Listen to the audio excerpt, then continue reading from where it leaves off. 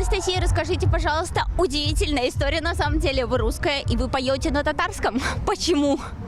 Потому что это было давней мечтой моего продюсера. Она хотела, чтобы я когда-нибудь исполнила песню на татарском языке.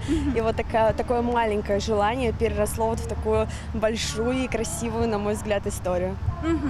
То есть вы до этого выступали, то есть у вас есть песни на русском, еще на каком-то языке у вас есть песни, помимо татарского, я имею в виду?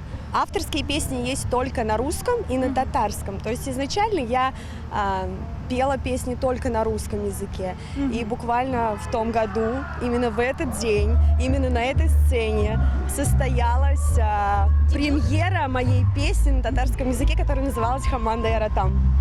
Да, мы знаем это самый знаменитый, то есть клип на эту песню. Мы его видели, конечно, он очень красивый, кстати. Да, спасибо огромное. А сегодня прозвучит премьера песни на татарском языке, которая называется «Татарстан». Это стало уже нашей такой глубочайшей традицией представлять свою новую песню на татарском языке в День Республики. Такой вопрос. Разговариваете ли вы дома на татарском?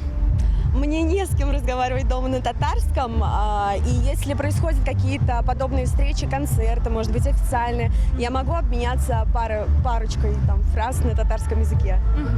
Такой вопрос, несмотря на то, что вы поете на татарском языке, но с кем бы вы хотели выпустить совместный фит, так сказать, совместный трек? Может быть, из татарских наших звезд с кем-то или из российских, неважно.